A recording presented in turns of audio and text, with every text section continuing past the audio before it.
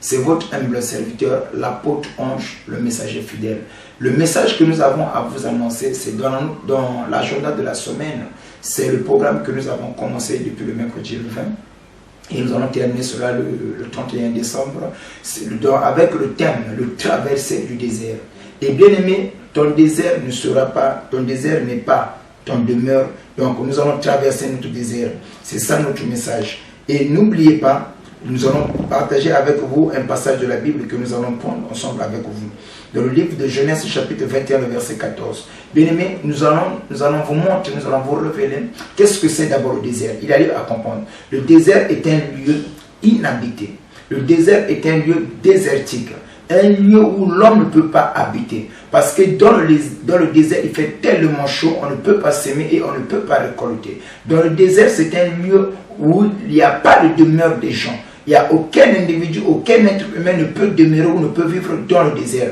Et nous voulons vous montrer que ça, c'est sur le plan physique. De manière géographique, le désert, c'est ça, ce sont des montagnes, là où il n'y a pas des arbres, là où il n'y a pas des animaux. C'est ça le désert, d'une manière physique. Mais d'une manière spirituelle, nous allons vous révéler le désert, c'est des situations, des difficultés, des problèmes que nous traversons dans la vie. Et chacun de nous a son désert. Et chacun de nous il a quelque chose qui ne va pas dans sa vie. Et quand tu as quelque chose, tu as un manque dans ta vie, ça c'est ton désert. Et dans le désert, on ne vient pas seulement comme ça là s'il n'y a pas une cause. Et toutes les fois quand tu te retrouves dans le désert, c'est que quelque part, il y a une écriture qui a été brisée, qui t'a introduit dans le désert. Soit par les erreurs que les parents ont eu à commettre, qui t'a introduit dans le désert, soit par les erreurs que toi-même tu as eu à commettre. C'est ça qui t'a introduit dans le désert. Et il y a lieu à comprendre toutes les fois quand tu constates que tu vis dans le désert, que tu es dans le désert. Cherche à comprendre, cherche à savoir pourquoi tu t'es retrouvé dans le désert. Qu'est-ce qui t'a conduit dans le désert? Et par là, quand tu as cette information en toi, tu verras, tu pourras peut-être t'en sortir du désert. Voilà pourquoi la Bible nous dit, le malheur ne sort pas de la poussière. La Bible nous donne un conseil. Dans le jour de bonheur, sois heureux. Pendant le jour de malheur, réfléchis pourquoi tu t'es retrouvé dans le désert. Qu'est-ce qui a fait que tu puisses te retrouver dans le désert? Qu'est-ce qui a causé que toi tu sois dans le désert? Et le passage que nous allons prendre ensemble avec vous va peut-être nous éclairer dans ce que nous allons en train de dire. Nous prenons le livre de Genèse chapitre 21, le verset 14. Je lis la parole au nom de Jésus.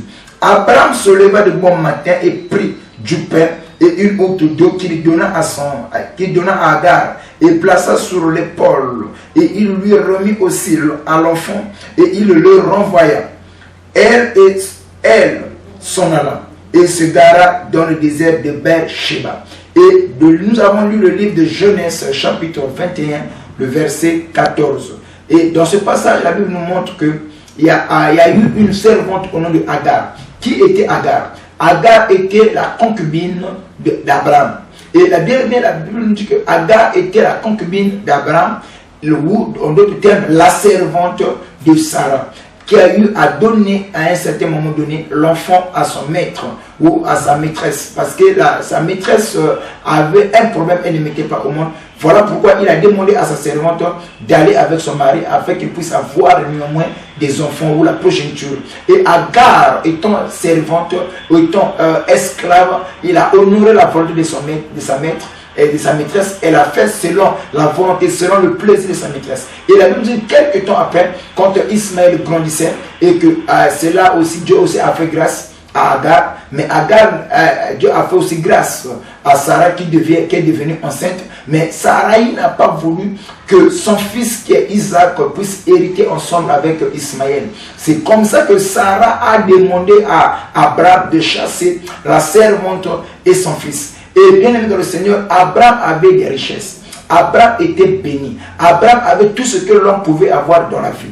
Mais dans le passage dont nous venons de lire, dans le livre de Genèse, chapitre 21, verset 14, la Bible dit qu'Abraham a pris une outre d'eau et 5 pains qu'il a donné à son fils et à sa maîtresse qui était Agar. Et il les a renvoyés dans le désert de Beer-Sheba. Et de là-bas, c'est là où Agar et Ismaël ils se garèrent. Et bien aimé, la cause qui a entraîné Ismaël dans le désert, c'était sa marate ou sa marate ou la femme, la maîtresse ou la femme légitime de son papa. C'est ça qui a causé qu'il soit dans le désert.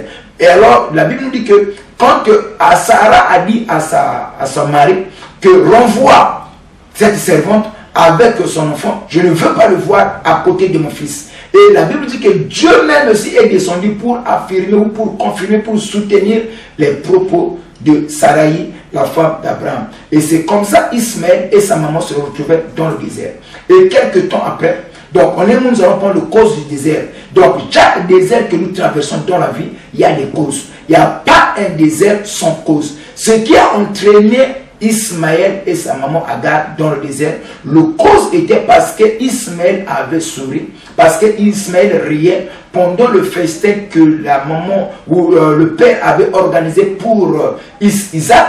C'est ça qui a causé son désert. Mais dans ta vie, qu'est-ce qui t'a causé ce désert? Qu'est-ce qui t'a fait? Qu'est-ce que tu as fait afin que tu puisses te retrouver dans cette situation? Je pense que il se peut que ce sont les erreurs que les parents ont eu à commettre qui t'ont entraîné dans ce désert. Il se peut que par rapport à la grâce que Dieu t'a donnée, la faculté que tu as d'avoir l'argent, c'est ça qui t'a entraîné dans le désert. Et bien aimé, le malheur ne sort pas de la poussière. Ce que j'aimerais te dire, ton désert ne sera pas ton demeure. Ton désert, tu vas traverser. Et on sera au nom puissant de Jésus. Peu importe les causes qui t'ont entraîné, qui a fait que tu puisses te trouver dans le désert, sache-le que ton désert ne sera pas ton demeure, tu vas traverser. Tout ce que tu vis, tout ce que tu traverses, ce n'est que des étrangers, des visiteurs, et tu finiras par vaincre cela au nom puissant de Jésus. Si tu le crois, donne-moi un amen puissant afin que le Dieu des miracles puisse entrer dans ta vie. Amen.